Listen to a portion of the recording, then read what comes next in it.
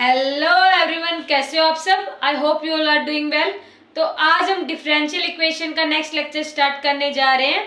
देखो, previous lecture में हमने बात की कि हम जो कॉम्प्लीमेंट्री फंक्शन होते हैं उनको कैसे फाइंड आउट कर सकते हैं अलग अलग रूट्स के लिए।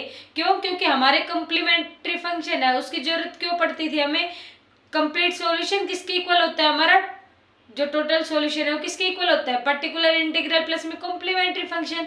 तो किसी भी डिफरेंशियल इक्वेशन का अगर हम टोटल सॉल्यूशन फाइंड आउट करना चाहे तो हमें कॉम्प्लीमेंट्री फंक्शन प्लस में पर्टिकुलर इंटीग्रल उसको ऐड करना पड़ेगा। तो कॉम्प्लीमेंट्री फंक्शन की वैल्यू जब हमारे रूट्स रियल हो, इमेजनरी यानी कॉम्प्लेक्स हो, या फिर जब हमारे रूट्स रियल एंड इक्वल हो, जब रियल एंड डिस्टिंक्ट रूट हो हमारे, तब हमारी कॉम्प्लीमेंट्री फंक्शन की क्या वैल्यू होती थी, c1 e raise to power m1x plus में c2 e raise to power m2x। जब हमारे रूट्स रियल एंड इक्वल हो तब क्या होता था, तब हमारे कॉम्प्लीमेंट्री फंक्शन की वैल्यू क्या होती थी, c1 प्लस में c2x ब्रैकेट फिर e raise to power mx, है ना, यही होता था। और जब हमारे रूट्स क्या हो, कॉम्प्लेक्स हो, तब हमारे कॉम्प्लीमेंट्री फंक्शन की वैल्यू क्या होती थी, हमारे कॉम्प्लीमेंट्री फंक्शन की वैल्यू होती थी y यानी कि cf equal to e raise to power mx bracket में a cos beta x plus में b sin बीटा x। तो ये सारी बातें हम कल के लेक्चर में कर चुके हैं। आज का हमारा लेक्चर होने वाला है कि पर्टिकुलर इंटीग्रल की वैल्यू बिना वेरिएशन ऑफ पैरामीटर के मेथड के और अनडिटरमिनेट कोएफिशिएंट उसके मेथड के कैसे फाइंड आउट करें। तो आज हम कुछ रूल्स पढ़ने वाले हैं। तो हमारा फर्स्ट रूल है, हेडिंग लगाओ। तो देखो हमारी इक्वेशन क्या होती है, second order linear differential equation.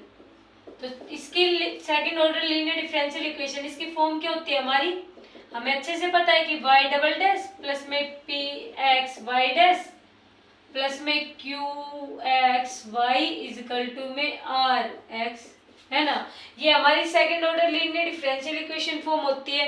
Homogeneous के लिए आर एक्स की वैल्यू हमारी क्या हो जाती है, 0 हो जाती है, ये हम पढ़ चुके हैं। तो देखो, जब हमने कॉम्प्लीमेंट्री फंक्शन की बात की कल के लेक्चर में, तो उसमें हम एज्यूम करके चलते थे एक चीज को। क्या एज्यूम करके चलते थे, मैंने नोट में लिखवाई भी थी आपको, कि हमारा आर एक्स यानी राइट हैंड साइड ये किसके इक्वल हो जाती है, 0 के इक्वल, जब हम कॉम्प्लीमेंट्री फंक्शन की वैल्यू को फाइंड आउट करते हैं। ऐसे लिखवाया था मैंने। तो देखो, और एक चीज और बताई थी कि ये जो सिंबल है ना हमारा, ये वाला, ये किसके इक्वल होता है, d बाई डी एक्स के, है ना। तो इस सिंबल को हम डिफरेंशियल ऑपरेटर की फॉर्म में चेंज कर सकते हैं। चेंज करेंगे तो क्या आएगा, डी स्क्वायर वाई प्लस में P X D Y plus में Q X Y is equal to में आर एक्स। अब ये x है ना, आप सेल्फ अंडरस्टूड है कि x के फंक्शन है ना, हमें बार बार नहीं लिखने वाले इनको। तो यहाँ से हमने y कॉमन लिया, यानी कि डी स्क्वायर प्लस में d प्लस में क्यू वाई इजिकल टू में आर एक्स। और जब हम ऑक्सिलरी इक्वेशन फाइंड आउट करते थे, ऑक्सिलरी इक्वेशन फाइंड आउट करते थे, तो उसके लिए हम क्या करते थे, इस d को m से रिप्लेस करते थे, m स्क्वायर प्लस में m प्लस में q इजिकल टू में 0, है ना। क्यों, क्योंकि आर एक्स की वैल्यू राइट हैंड साइड में 0 होती थी कॉम्प्लीमेंट्री फंक्शन के एज्यूम्पशन के लिए, और y उधर जाएगा तो 0। तो ये हमारी फॉर्म होती थी m स्क्वायर प्लस में m प्लस में q, किसकी, ऑक्सिलरी इक्वेशन होती थी, है ना, कॉम्प्लीमेंट्री फंक्शन के लिए वैल्यू फाइंड आउट करते थे हम तब। तो ये बात हम करते थे किसके लिए, CF के लिए, यानी कि कॉम्प्लीमेंट्री फंक्शन के लिए। आज हम बात क्या करेंगे, टू फाइंड पर्टिकुलर इंटीग्रल। किसकी बात करेंगे हम, पर्टिकुलर इंटीग्रल की, इसकी बात करेंगे हम। तो देखो, पर्टिकुलर इंटीग्रल के लिए हमें जो हमने एज्यूम्पशन की थी ना कॉम्प्लीमेंट्री फंक्शन में कि राइट हैंड साइड हमारे किसके इक्वल हो, 0 के इक्वल, इसमें ऐसी कोई एज्यूम्पशन नहीं है। यानी कि हमारा डी स्क्वायर प्लस में डी प्लस में क्यू वाई इजिकल टू में, यहाँ पे क्या आएगा, आर एक्स, है ना। तो डी स्क्वायर प्लस में डी प्लस में क्यू, यहाँ पे पी भी तो है ना, देखो पी भी तो है, पी डी, वाई तो कॉमन लिया है हमने यहाँ से, और ऑक्सिलरी इक्वेशन की फॉर्म में लिखते तो एम स्क्वायर प्लस में एम प्लस में क्यू इक्वल टू में 0, ये हमारी फॉर्म होती थी, है ना। तो अब पर्टिकुलर इंटीग्रल की वैल्यू के लिए हम क्या करेंगे यहाँ पे कि यहाँ पे हमारा क्या था आर एक्स, है ना, ये पी डी प्लस में क्यू वाई इक्वल टू में आर एक्स था। तो अब हम क्या करेंगे, पर्टिकुलर इंटीग्रल की वैल्यू फाइंड आउट करके वाई को तो हम इधर ही रहने देंगे, बाकी जो ये फंक्शन है उसको उधर भेज देंगे, यानी कि आर एक्स के डिवाइड में क्या जाएगा डी स्क्वायर प्लस में पी डी प्लस में क्यू। किसी को कोई दिक्कत नहीं होनी चाहिए, क्यों, क्योंकि आर एक्स की वैल्यू हम पर्टिकुलर इंटीग्रल के लिए 0 नहीं मानते, 0 हम केवल कॉम्प्लीमेंट्री फंक्शन की वैल्यू फाइंड आउट करने के लिए करते हैं। देखो हम क्वेश्चन करेंगे तो और अच्छे से क्लियर हो जाएगा आपको। तो अब ये फंक्शन बताओ किसका है, डी का फंक्शन है हमारा, है ना। तो हम कैसे लिख सकते हैं, y इक्वल टू में आर एक्स अपॉन में एफ ऑफ डी, ऐसे लिख सकते हैं हमारा। तो देखो y की वैल्यू क्या आएगी, 1 अपॉन में f of D R x, ये है ना। अब ये बताओ मुझे कि जब हमारा फंक्शन आर एक्स अगर 0 को इक्वल हो तो कोई दिक्कत नहीं है, हम इजीली सोल्व आउट कर सकते हैं क्वेश्चन को, है ना। लेकिन जब 0 को इक्वल ना हो और इस आर एक्स की जगह हमारा function E raise to power A x हो, मतलब इफ, अब हमारा फर्स्ट रूल स्टार्ट हो जाएगा, if rx is equal to में e raise to power ax, कि जब हमारा rx e raise to power ax के इक्वल हो तो तब उस कंडीशन में हमारा 1 of f D R x किसके इक्वल हो जाएगा, 1 of F of A R x के इक्वल हो जाएगा, यानी कि रिप्लेस डी बाई ए। देखो क्या लिखवाया है मैंने कि ये हमारी यहाँ से इक्वेशन निकल के आई थी कि डी स्क्वायर प्लस में p d plus q y equal to में आर एक्स, हमने इसको second order linear differential equation को डिफरेंशियल ऑपरेटर की फॉर्म में लिख दिया। अब इतना लिखने के बाद हमने यहाँ से y की वैल्यू फाइंड आउट की, y की वैल्यू क्या आएगी, आर एक्स अपॉन में डी स्क्वायर प्लस में पी डी प्लस में क्यू, ये सारी इक्वेशन इधर डिवाइड में चली जाएगी, है ना। इसके बाद हमने y की वैल्यू है इसको 1 अपॉन में एफ डी आर एक्स की फॉर्म में लिखा। अब आर एक्स जब हमारा एक्सपोनेंशियल फंक्शन हो यानी E raise to power A X में हो, तो हमारा जो ये 1 by F D R X है ना, ये 1 by F of A R X में चेंज हो जाएगा, यानी कि डी की जगह हमारा ए आ जाएगा। ऐसा क्यों हुआ, इसका प्रूफ हम अभी पढ़ते हैं, तो स्क्रीनशॉट ले लीजिए आप लोग। तो देखो इसको प्रूफ करते हैं हम कि हमारा आर एक्स जब एक्सपोनेंशियल टर्म में हो तो हम डी को रिप्लेस कर देते हैं ए से, ऐसा क्यों करते हैं। देखो इसके 5 रूल है पर्टिकुलर इंटीग्रल के। एक तो हमारा ना मेथड होता है variation of parameter particular integral find out करने के लिए, एक मेथड होता है अनडिटरमिनाइंड कोफिशिएंट, और एक मेथड होता है रूल अप्लाई करके कि अगर हमें क्वेश्चन में दिख जाए कि आर एक्स की value e raise to power A x है तब हम कौन सा रूल अप्लाई करेंगे, आर एक्स की जगह sine x cos x function है तब हम कौन सा रूल अप्लाई करेंगे। तो अलग अलग रूल है हमारे, तो अलग अलग रूल किसके अकॉर्डिंग है, हमारे आर एक्स के अकॉर्डिंग है। तो आर एक्स हम चेक करके उस पर वो रूल अप्लाई कर सकते हैं, है ना। तो रूल जो है हमारे 4 से 5 रूल है, इनको सोल्व करके मतलब इन रूल को एक एक बार पढ़ के हम method of variation of parameter की बात करेंगे, इसके बाद हम अनडिटरमाइंड कोफिशिएंट की बात करेंगे, एंड लास्ट में हम एप्लीकेशन की बात करेंगे कि एप्लीकेशन इनके न्यूमेरिकल पर्पस हो गया उनमें कैसे अप्लाई कर सकते हैं। तो 4 से 5 लेक्चर के अंदर हमारा जो ये डिफरेंशियल इक्वेशन यूनिट है इसके दोनों चैप्टर्स फिनिश हो जाएंगे, इसके बाद हम वेक्टर स्टार्ट करेंगे। तो देखो अब हम इसकी प्रूफ की बात करते हैं।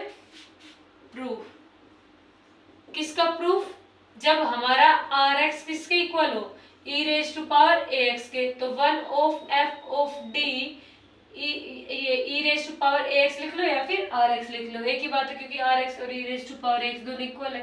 तो आर एक्स किसके इक्वल हो जाएगा, 1 of F of A R x के, यानी कि हमने डी को रिप्लेस कर दिया ए से। ऐसा क्यों किया अभी मैं आपको बताती हूँ। देखो हमारा फंक्शन क्या है, S R X equal to E raise to power A X, मतलब हमारा आर एक्स किसके इक्वल है, E raise to power A x के, यानी कि हमारा function E raise to power A x है।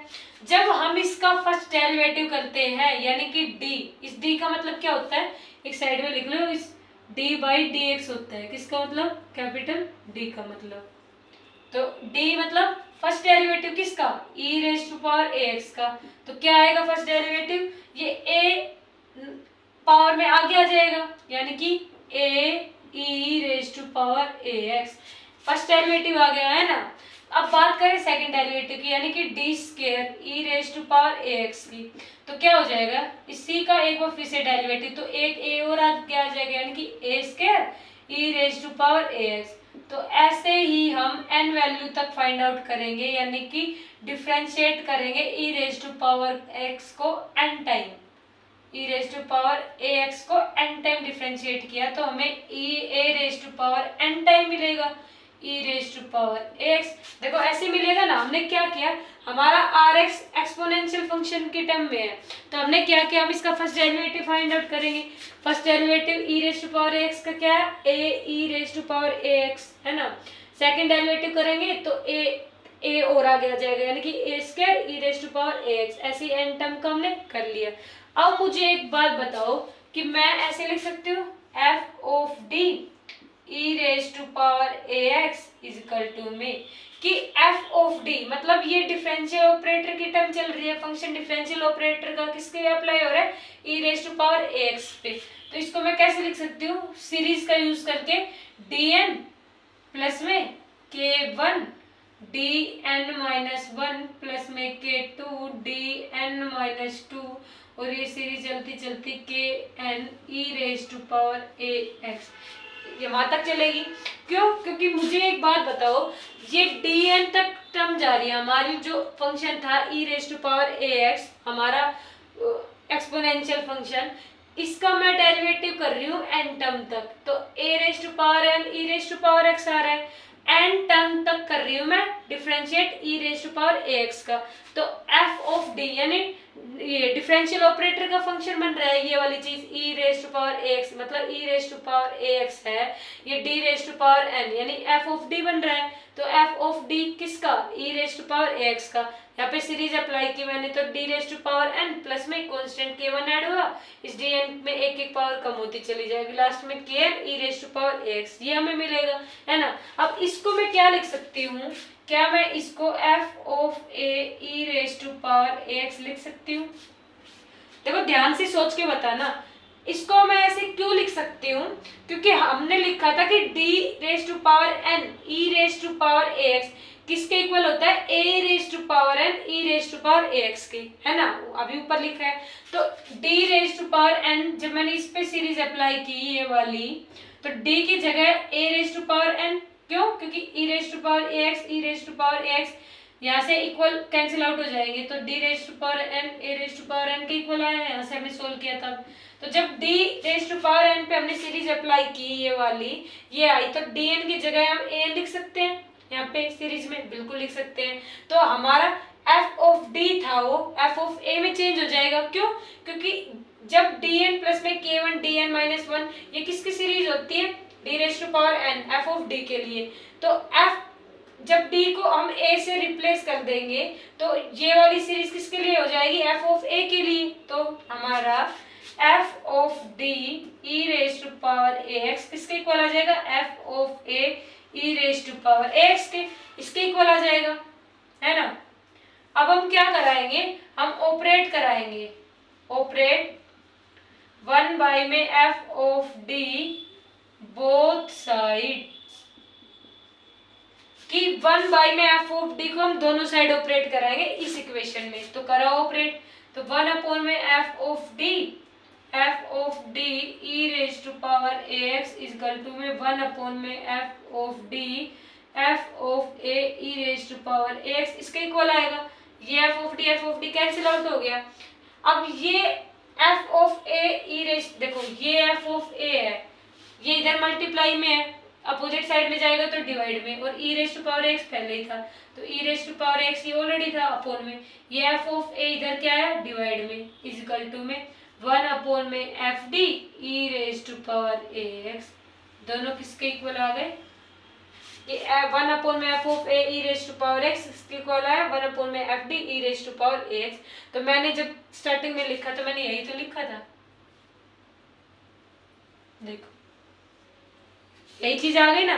तो यहाँ पे हमारा हैंस प्रूव्ड कि हमें जो चीज प्रूव करनी थी वो हमारी प्रूव हो गई। हमें प्रूव क्या करना था कि जब हमारा Rx एक्सपोनेंशियल फंक्शन हो, कि Rx हमारा e⁻ax हो, तो ये रूल होता है हमारा कि हम d को a से रिप्लेस कर दे, है ना। लेकिन ये चीज कब वैलिड है, कब वैलिड है ये चीज हमारी?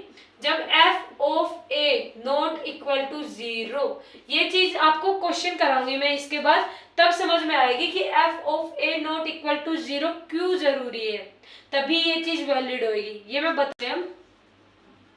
Question first, y double dash plus में 6y डैश प्लस में 9y इजकल टू 5e⁻3x। ये क्वेश्चन है हमारा कि y डबल डैश प्लस में 6y डैश प्लस में 9y इजकल टू 5e⁻3x। अब इसको डिफरेंशियल ऑपरेटर की फॉर्म में चेंज करेंगे हम, क्यों? क्योंकि हमें कॉम्प्लीमेंट्री फंक्शन की वैल्यू भी फाइंड आउट करनी है ना। तो देखो d² प्लस में 6dy प्लस में 9y इजकल टू में 5e⁻3x ऐसे लिख सकते हैं हम, बिल्कुल लिख सकते हैं। क्यों? क्योंकि मैंने बताया इस एक डैश का मतलब कैपिटल D से होता है, यानी कि d/dx से, है ना, एक ही बात है तीनों। तो हमने क्या किया, दो डैश थे तो d² प्लस में 60y प्लस 9y, ये इक्वेशन हमारी बन गई। अब हम क्या करेंगे, y कॉमन लेंगे यहाँ से, तो d² प्लस में 6d प्लस में 9y कॉमन लिया इजकल टू में 5e⁻3x। तो पहला काम क्या है हमारा देखो कंप्लीट सॉल्यूशन। कंप्लीट सॉल्यूशन कैसे निकलता है? पर्टिकुलर इंटीग्रल प्लस में कॉम्प्लीमेंट्री फंक्शन, ऐसे निकलता है कि पर्टिकुलर इंटीग्रल और कॉम्प्लीमेंट्री फंक्शन दोनों के सम से। तो कॉम्प्लीमेंट्री फंक्शन उसको फाइंड आउट करेंगे हम पहले। उसको फाइंड आउट हम कैसे करेंगे, हमें ऑक्सिलरी इक्वेशन फाइंड आउट करनी पड़ेगी। तो हम इसके लिए ऑक्सिलरी इक्वेशन लिखते हैं। ऑक्सिलरी इक्वेशन क्यों लिखते हैं? ऑक्सिलरी इक्वेशन निकालेंगे तो हमें उससे रूट्स पता चलेंगे इक्वेशन के, और रूट से कॉम्प्लीमेंट्री फंक्शन की वैल्यू हम बता सकते हैं कि रूट्स रियल और इक्वल हो तो क्या होंगे, रियल और डिस्टिंक्ट हो तो क्या होंगे, या फिर कॉम्प्लेक्स हो तब हमारे क्या CF की वैल्यू निकल के आएगी। तो देखो ऑक्सिलरी इक्वेशन, इसके लिए एजम्पशन क्या होती है कि RHS हमारा 0 के इक्वल हो जाता है और y 0 के उस साइड जाएगा तो 0 बन जाएगा, है ना। तो d को रिप्लेस करो m से, m² प्लस में 6m प्लस में 9 इजकल टू में 0। इसके आप रूट्स फाइंड आउट कर लोगे आसानी से, m² प्लस में 3m प्लस में 3m प्लस में 9 इजकल टू 0 कॉमन लोगे आप लोग, तो m प्लस 3 यानी कि m प्लस 3 का स्क्वायर इजकल टू 0, ये निकल के आएगा। तो m की वैल्यू यहाँ से क्या आएगी, -3 और -3। सोल्व कर लो आप लोग, है ना। तो m की वैल्यू यहाँ से क्या निकल के आई हमारी, -3 और -3। अब मुझे बताओ ये हमारे रूट्स कैसे है? रूट्स हमारे कैसे है, रियल है और कैसे इक्वल है, रियल एंड इक्वल। तो जब हमारे रूट्स रियल एंड इक्वल हो तो CF की वैल्यू हम कैसे लिखते हैं कि C1 प्लस में C2x e⁻mx, और m क्या है हमारा -3x। तो हमारा एक काम तो हो गया कि हमने कॉम्प्लीमेंट्री फंक्शन की वैल्यू तो फाइंड आउट कर ली। ये चीज हम प्रीवियस लेक्चर में पढ़ चुके हैं, इसलिए मैंने स्पीड से कर दिया कि हमने ऑक्सिलरी इक्वेशन बनाई, राइट हैंड साइड को 0 के इक्वल किया, d की जगह m पुट किया, m² प्लस में 6m प्लस 9 फैक्टर बनाए, m की वैल्यू -3 आई। रूट्स हमारे रियल और इक्वल थे। जब हमारे रूट्स रियल और इक्वल होते हैं तो कॉम्प्लीमेंट्री फंक्शन क्या होता है, C1 प्लस में C2x इंटू e⁻3x। ये हमारी कॉम्प्लीमेंट्री फंक्शन आ गई। अब बात करते हैं पर्टिकुलर इंटीग्रल की। आज का हमारा टॉपिक पर्टिकुलर इंटीग्रल। अब मुझे एक चीज बताओ आप लोग, इसमें Rx, इस क्वेश्चन में हमारा Rx उसकी वैल्यू क्या है, 5e⁻3x, 5e⁻3x, है ना। और मैंने आपको बताया था, क्या बताया था कि 1 अपॉन में f ऑफ d Rx हमारा 1 में f of A R x से रिप्लेस कर देते हैं हम। जब हमारा आर एक्स क्या हो, E raise to power A x हो, यानी कि डी को हम रिप्लेस कर देते हैं ए से। ये चीज हम पढ़ चुके हैं, अभी प्रूफ में पढ़ी थी कि आर एक्स हमारा E raise to power A x हो, ये राइट हैंड साइड। अब देखो 5 ई रेज टू पावर 3x हमारा E raise to power x की फॉर्म में है, तो हम क्या करेंगे, एफ ऑफ डी को एफ ऑफ ए से रिप्लेस कर देते हैं। करेंगे कैसे करेंगे, ये हमारी इक्वेशन निकल के आई थी कि डी स्क्वायर प्लस में 6d प्लस में 9y इज इक्वल टू में 5 ई रेज टू पावर 3x, है ना। अब पर्टिकुलर इंटीग्रल के लिए हम RHS की वैल्यू 0 नहीं करते, तो हम यहाँ से y की वैल्यू क्या निकाल लेंगे, 1 में डी स्क्वायर प्लस में 6d प्लस में 9 इंटू में 5 ई रेज टू पावर 3x। अब मुझे इस क्वेश्चन में आप एक चीज बताओ, यहाँ पे a की वैल्यू क्या आएगी। हम यहाँ पर d को रिप्लेस करेंगे a से, क्यों करेंगे, क्योंकि RHS हमारा क्या है, एक्सपोनेंशियल फंक्शन। एक्सपोनेंशियल फंक्शन होता है तब हम d को किससे रिप्लेस करते हैं, a से। इसका प्रूफ हम कर चुके हैं कैसे आया है, तो d को a से रिप्लेस करेंगे, तो a की वैल्यू क्या है, बस इतना बता दो। अब देखो RX क्या है, यहाँ पे RX है हमारा 5 ई रेज टू पावर 3x, है ना, और RX हमारा होना किसके इक्वल चाहिए, ई रेज टू पावर ax के, है ना। तो कंपेयर कर लो, a की वैल्यू क्या है 3, तो हमारे a की वैल्यू क्या निकल के आई 3। अब इस 3 को यहाँ पे पुट करके देखो इस वाले इक्वेशन में, डिनोमिनेटर में d की जगह, तो d की जगह आप लोग 3 पुट करोगे, तो 3 का स्क्वायर कितना है 9 प्लस में 6 इंटू 3 यानी 18 प्लस में 9, तो कितना है 36। क्या हमारा f ऑफ a, क्या हमारा 1/f ऑफ a 0 के इक्वल आ रहा है, नहीं आ रहा। क्यों, क्योंकि f ऑफ a मतलब हम d को a से रिप्लेस कर रहे हैं, तो 1/f ऑफ a 1 हमारा क्या आ रहा है, 1/36 आ रहा है, जो कि 0 के इक्वल नहीं है। और जब 0 के इक्वल ना हो तब हम क्या अप्लाई करते हैं, हम सीधा 1/f of D R x को 1/f of A R x से रिप्लेस कर देते हैं ना।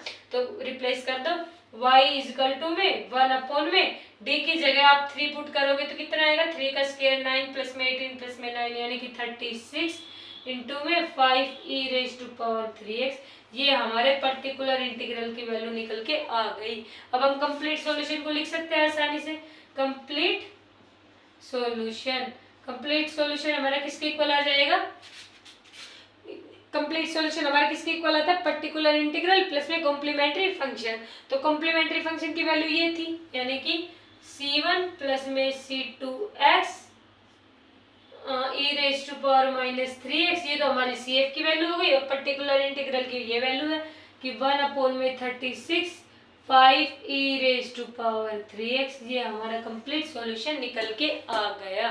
तो देखो कितना इजी रूल था, है ना। हमारे रूल में हमने क्या पढ़ा कि बस जब हमारा RHS किसके इक्वल आ जाए, ई रेज टू पावर ax मतलब एक्सपोनेंशियल फंक्शन आ जाए, तो कॉम्प्लीमेंट्री फंक्शन तो इजी होता है, ऑक्सिलरी इक्वेशन बना के रूट फाइंड आउट करके इक्वेशन को लिख दो। पर्टिकुलर इंटीग्रल में हम क्या करेंगे कि Rx हमारा 5 ई रेज टू पावर 3x है, यानी कि Rx हमारा E raise to power ax form में हो तो 1/f d Rx को हम किससे रिप्लेस करते हैं, 1/f ऑफ a Rx से। ये हमारी इक्वेशन बनी थी, इस इक्वेशन को एज इट इज लिखा, y की वैल्यू यहाँ पे, ये टर्म उधर कहाँ गई, डिवाइड में गई। इसमें हमने d की जगह a सब्स्टिट्यूट करेंगे, और d की जगह हम क्या सब्स्टिट्यूट करेंगे, a, और d हमारे यहाँ पे क्या है 3। कैसे पता चला हमें ये, क्यों, क्योंकि इक्वेशन हमारी Rx है, Rx वो क्या होता है e raise to power ax, और क्वेश्चन में क्या किया हमें 5 ई रेज टू पावर 3x, तो a की जगह हम यहाँ पे कंपेयर करेंगे तो a की वैल्यू क्या आई 3, और d को हमने a से रिप्लेस किया, यानी d की जगह हम 3 पुट कर देंगे, डायरेक्ट पुट किया तो 36 आया, यानी 1/f ऑफ a हमारा नॉट इक्वल आया किसके, 0 के। नॉट इक्वल 0 के इक्वल आया, तो हमने यहाँ पे d की जगह क्या पुट किया, a की वैल्यू जो कि 3 थी पुट किया, तो ये हमारी पर्टिकुलर इंटीग्रल की वैल्यू निकल के आई। कंप्लीट सॉल्यूशन हमने कैसे फाइंड आउट कर लिया, कॉम्प्लीमेंट्री फंक्शन प्लस में पर्टिकुलर इंटीग्रल। स्क्रीनशॉट ले लो, एक क्वेश्चन और प्रैक्टिस करते हैं। तो देखो नेक्स्ट क्वेश्चन प्रैक्टिस करते हैं हम।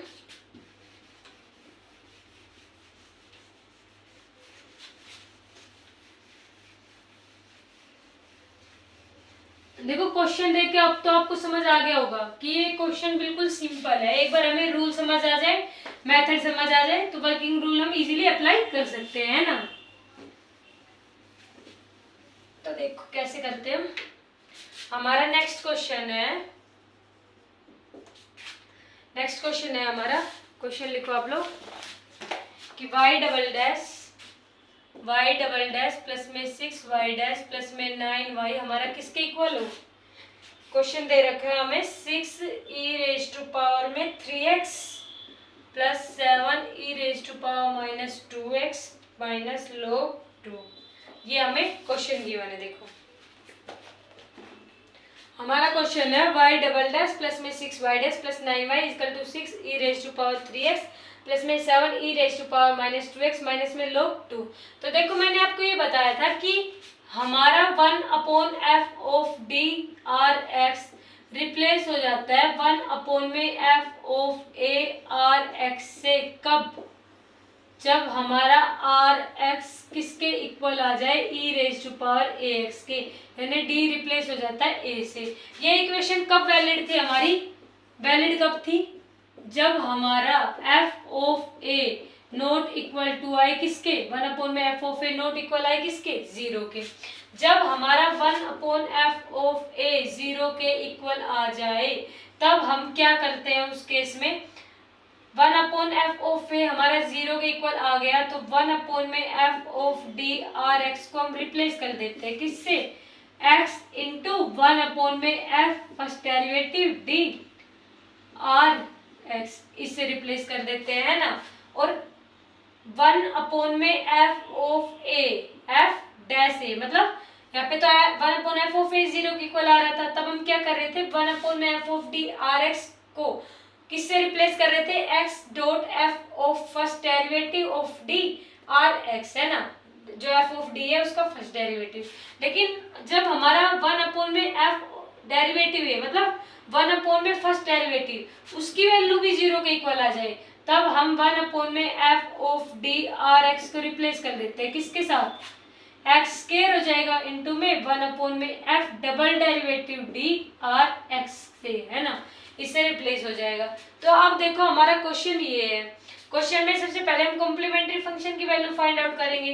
कैसे फाइंड आउट करेंगे, ऑपरेटर फॉर्म में चेंज करो, यानी कि डी स्क्वायर प्लस में 6t प्लस में 9y इज इक्वल टू में 6e⁻³ प्लस में 7e⁻³ -2x माइनस में log ऑफ 2, है ना। अब RHS की वैल्यू 0 बन जाती है, तो यहाँ से ऑक्सिलरी इक्वेशन निकाल लेंगे हम। ऑक्सिलरी इक्वेशन निकाल लेंगे तो डी स्क्वायर प्लस में 6t प्लस में 9 इक्वल टू 0 के इक्वल, यानी कि m स्क्वायर प्लस में 6m प्लस में 9 किसके इक्वल आ जाएगा, 0 के।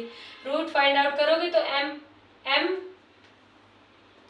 प्लस 3 का होल स्क्वायर बनेगा, है ना, m प्लस 3 यानी कि -3 और -3 ये रूट्स निकल के आएंगे हमारे।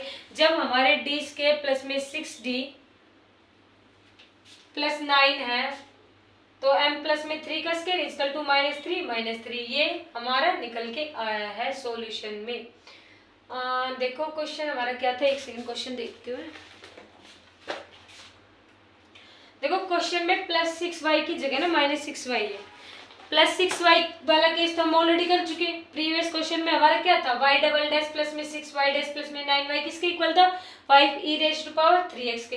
देखो ये क्वेश्चन कर लेंगे, कोई दिक्कत नहीं है बिल्कुल। लेकिन इस क्वेश्चन से पता है क्या, ये क्वेश्चन प्रीवियस वाला जो क्वेश्चन था उसके टाइप का क्वेश्चन बन जाएगा ये, लेकिन वो क्वेश्चन तो हम कर चुके। तो यहाँ पे हम माइनस करके देखते हैं, माइनस करेंगे तो क्या अलग निकल के आता है पिछले क्वेश्चन से, ये चीज हम देखते हैं। तो यहाँ पे माइनस कर लो, -60, यहाँ पे -60, यहाँ पे भी -6m प्लस 9, यहाँ पे m -3 का स्क्वायर यानी +3 अब मुझे बताओ रूट्स हमारे कैसे हैं, इक्वल एंड रियल। देखो मुझे कोई दिक्कत नहीं थी, प्लस हो या माइनस हो मेथड तो वही अप्लाई होएगा, लेकिन -6y हो ना। तो अब देखते हैं इस क्वेश्चन में क्या चेंज आता है, क्यों, क्योंकि +6y वाला क्वेश्चन तो प्रीवियस क्वेश्चन में कर चुके। बस rx की वैल्यू तो डिफरेंट है। यहाँ पे rx वहाँ पे क्या था 5e⁻³x, यहाँ पे rx की वैल्यू डिफरेंट है, बाकी क्वेश्चन सेम टाइप का हो जाएगा। तो इसलिए यहाँ पे माइनस कर लो, अभी प्लस करके भी मैं क्वेश्चन को कर दूंगी सोल्व। कोई दिक्कत नहीं है मुझे। तो देखो m minus three square equal two plus three. जब हमारे रूट्स इक्वल आए और रियल आए तो सी एफ की वैल्यू क्या होती है हमारी, c1 प्लस में c2x e raise to power mx, m हमारा क्या है 3 तो 3x। हमारे सी एफ की वैल्यू तो निकल के आ गई। बात करते हैं हम पर्टिकुलर इंटीग्रल की। पर्टिकुलर इंटीग्रल के लिए हमारे आर एक्स की वैल्यू 0 नहीं होती, तो ये फॉर्म हमारी लिख लो, ये डी स्क्वायर माइनस 60 प्लस में 9y equal to 6 E raise to power 3x plus में 7 ई raise to power minus 2x minus log 2। इसके इक्वल क्यों, क्योंकि आर एक्स की वैल्यू 0 नहीं होती। तो यहाँ से y की वैल्यू फाइंड आउट करते हैं हम। y किसके इक्वल आ जाएगा 6 E raise to power 3x upon में ये टर्म उधर जाएगी तो डिवाइड में, यानी कि डी स्क्वायर माइनस में 6d प्लस में 9, बीच में प्लस का symbol, plus 7 E raise to power minus 2x। अब ये वाली टर्म इसके डिवाइड में भी जाएगी, यानी कि डी स्क्वायर माइनस में 6d प्लस में 9। अब माइनस में log ऑफ 2 यानी माइनस में log 2। अब इसके डिवाइड में भी टर्म जाएगी क्या, D square minus 6d plus 9, यानी कि डी स्क्वायर माइनस में 6d प्लस में 9। अब मुझे ये बताओ यहाँ पे एक्सपोनेंशियल टर्म है, यहाँ पे एक्सपोनेंशियल टर्म है, यहाँ पे कोई टर्म नहीं है एक्सपोनेंशियल टर्म, यानी कि हम ऐसे लिख सकते हैं ना ई रेज टू पावर 0x। कोई फर्क पड़ेगा, नहीं पड़ेगा। क्यों, क्योंकि E raise to power 0x का मतलब भी क्या होता है 1, तो माइनस log 2 अपॉन में D square minus 6d plus 9 नहीं आएगा, है ना।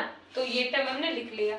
अब मुझे बताओ कि y इज इक्वल टू, यहाँ पे a की वैल्यू हमारी क्या है। देखो एक एक करके सोल्व करते हैं, सारे एक साथ सोल्व कर दो आपको समझ नहीं आएगा, है ना।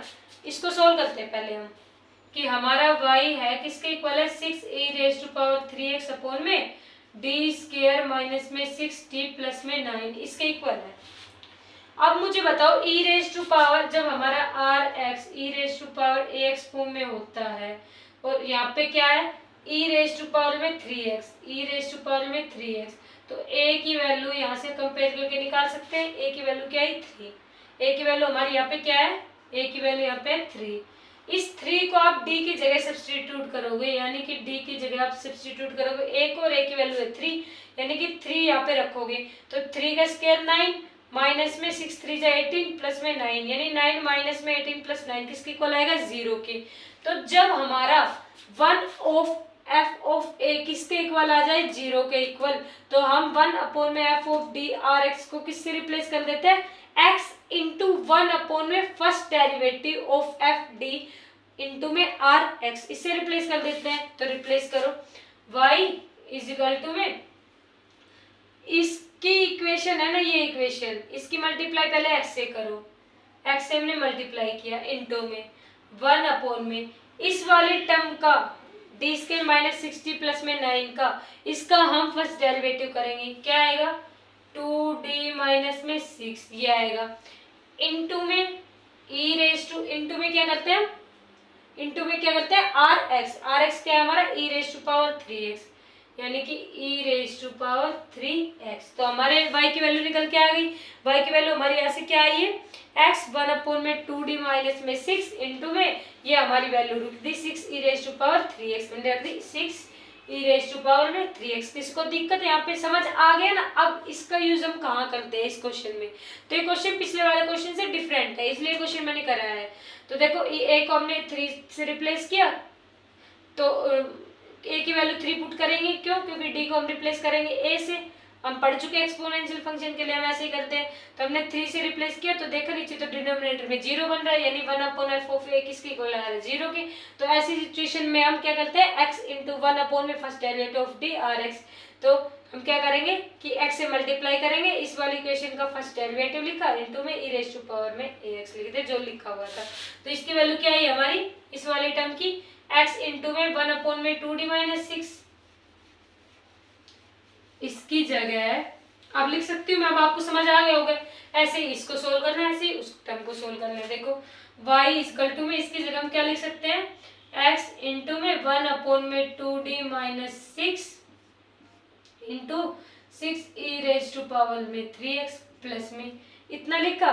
अब इतना लिखने के बाद अब मुझे बताओ इसको सोल्व करेंगे हम, यहाँ पे a की वैल्यू क्या है -2 है ना, -2 को पुट करके देखो, -2 का स्क्वायर यानी 4, 4 माइनस 6 इंटू 2, तो 6 इंटू 2 क्या हो जाएगा, minus 6 into 2 plus 12, 4 plus 12 plus 9, क्या 0 बन रहा है हमारा, 4 प्लस में 12 यानी कि 16 और 16 प्लस में 9 क्या हो जाएगा 25, 0 बन रहा है, नहीं बन रहा, तो 0 नहीं बन रहा, तो हम यहाँ पे d की जगह क्या सब्स्टिट्यूट कर देंगे, -2 सीधा, तो क्या आएगा हमारा 7 e raise to power -2x upon में d की जगह जब हमने -2 सब्स्टिट्यूट किया तो हमने क्या देखा, यहाँ पे क्या आया 25 प्लस में, सॉरी माइनस है ना, माइनस का सिंबल है, minus log 2 into e raise to power 0x upon में डी स्क्वायर माइनस 60 प्लस 9। अब e raise to power 0x है यानी a की वैल्यू क्या है यहाँ पे 0, d की जगह आप 0 पुट करो, 0 माइनस में 0 प्लस में 9, 0 बन रहा है, नहीं बन रहा, अब 1 अपोन में f ऑफ a हमारा 0 नहीं बन रहा, तो डायरेक्ट d की जगह a पुट कर दो यहाँ पे, तो 0 पुट करेंगे यहाँ पे तो क्या आएगा log 2 अपोन में 9, ये 9 भी तो है, ये 9 एज इट इज लिख दिया है ना। अब वो टर्म दोनों तो सोल्व हो गए, ये टर्म फिर बच गई, क्यों, क्योंकि इसमें डी आ रहा है, जब डी आता है तो हम डी को किससे रिप्लेस करते हैं, ए से, चाहे कितनी बार आए डी हम हर बार रिप्लेस करेंगे डी को किससे, ए से, तो यहाँ पे हम डी को, अब देखो इसको फिर से अलग से सोल्व कर लो, y इक्वल टू में x इंटू 1 अपोन में 2d minus 6 e raise to power में 3x, ये है, डी को रिप्लेस करेंगे किससे, ए से, और एक क्या है यहाँ पे हमारा 3 है, तो देखो 3 पुट करके देखो डी की जगह 2 इंटू 3 यानी 6 माइनस 6 क्या है 0, मतलब ये हमारा फर्स्ट डेरिवेटिव था, इस वाली टर्म का ये डेरिवेटिव तो था और डेरिवेटिव भी 0 आ रहा है, यानी कि 1 अपोन में ये वाला फॉर्मूला लगेगा यहाँ पे कि हमारा 1 अपोन में एफ डैश ए भी 0 के इक्वल, 1 अपोन में एफ ऑफ ए तो 0 के इक्वल आ ही रहा था, अब 1 अपोन में फर्स्ट डेरिवेटिव भी किसके इक्वल आ रहा है 0 के, तो हम 1 अपोन में f of D R x को किसके साथ रिप्लेस करेंगे, एक्स स्क्वायर इंटू में 1 अपोन में 2 टाइम डेरिवेटिव इंटू में आर एक्स, यानी कि यहाँ पे क्या आ जाएगा y इक्वल टू में क्या आ जाएगा यहाँ पे एक्स स्क्वायर इंटू में डबल डेरिवेटिव करेंगे किसका 2d माइनस 6 का, फिर से डेरिवेटिव मतलब जो हमारा फर्स्ट था D square minus 6d plus में 9, इसका 2 बार डेरिवेटिव, एक बार किया ये है, इसका फिर से डेरिवेटिव करेंगे तो क्या आएगा हमारा 2d माइनस 6 का 2 ही तो आएगा ना, 6 e रेज टू पावर में 3x प्लस में 7 e raise to power minus 2x upon में 25 माइनस में log ऑफ 2 अपोन में 9, देखो ये हमारा क्या निकल के आ गया, पर्टिकुलर इंटीग्रल, क्या निकल के आ गया हमारा ये पर्टिकुलर इंटीग्रल की वैल्यू आ गई। अब कंप्लीट सॉल्यूशन निकाला है, तो कंप्लीट सॉल्यूशन के लिए हम क्या करते हैं पर्टिकुलर इंटीग्रल प्लस में कॉम्प्लीमेंट्री फंक्शन, ऐसे करते हैं, तो दोनों इस वाले टर्म को जो कॉम्प्लीमेंट्री फंक्शन हमारा निकल गया था इसको और इसको प्लस के सिंबल से डिनोट करके आप कंप्लीट सॉल्यूशन लिख सकते हो इजीली। तो देखो कितना सिंपल क्वेश्चन था, देखो यहाँ पे +6 करते मुझे कोई दिक्कत नहीं थी, लेकिन ये क्वेश्चन यूनिक था थोड़ा। देखो आपने देखा इसमें 1 अपोन में f of a equal to 0, इसका भी यूज हो रहा है कि ये वाली टर्म हमारी 1 अपोन में f of d r x equal to 1 upon में f of a r x किसके लिए वैलिड था, जब हमारा r x एक्सपोनेंशियल फंक्शन हो, d को a से रिप्लेस किया और इसमें 1 अपोन में f of a not equal to 0 के होना चाहिए, 0 के इक्वल है, तो ये दो फॉर्मूले हमने यहाँ पे अप्लाई कर दी। तो आज का लेक्चर हम फर्स्ट रूल की बात करते हैं, क्यों, क्योंकि क्वेश्चन प्रैक्टिस किए, तो आज का लेक्चर हमारा ऑलरेडी काफी लेंथी हो चुका है। नेक्स्ट लेक्चर में हम सेकेंड रूल की बात करेंगे, second rule and third rule दोनों रूल को एक साथ पढ़ेंगे। उससे नेक्स्ट लेक्चर में 2 रूल और बचेंगे हमारे, उनको कवर अप करके फिर variation of parameter, undetermined coefficient, उनकी बात करते हैं। फिर हमारा जो यूनिट है डिफरेंशियल इक्वेशन वो हमारी फिनिश हो जाएगी, किसके according, according to Delhi University syllabus. तो हम नेक्स्ट यूनिट को स्टार्ट करेंगे, तब तक के लिए thank you, bye and please share and subscribe my channel. मिलते हैं नेक्स्ट लेक्चर में।